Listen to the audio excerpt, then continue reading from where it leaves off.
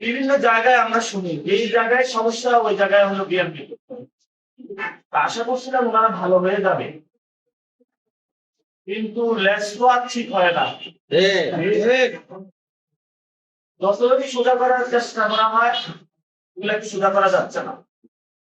12 তারিখে বাংলাদেশের মানুষকে বলবো আপনারা ভোট দিয়ে এদের লেসটা সোজা করে দিবেন।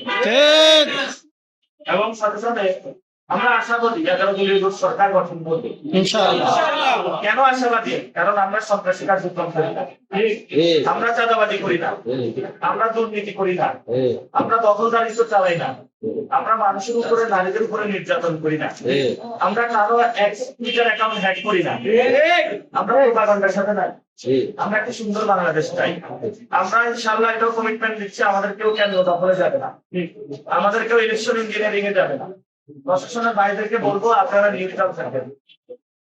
নিউট্রাল থাকার পরে জনগণ যাকে ভোট দিয়ে নির্বাচিত করবে উনি ইনশাআল্লাহ বিজয়ী হয়ে রাষ্ট্র পরিচালনার দায়িত্ব গ্রহণ করবে।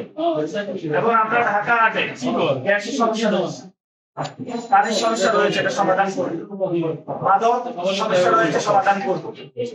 এখানে হলে বাড়িওয়ালা ভাই আছে, বাড়িওয়ালা ভাইরা অনেক সমস্যা রয়েছে, ঘুষ না দিলে পানি আসে না, গ্যাসের লাইন পায় না, আমরা এটা বন্ধ করবো। এবং সাথে সাথে এখানে নারীরা অনেক হেনস্থার শিকার হবে, আমরা সেটা বন্ধ করবো।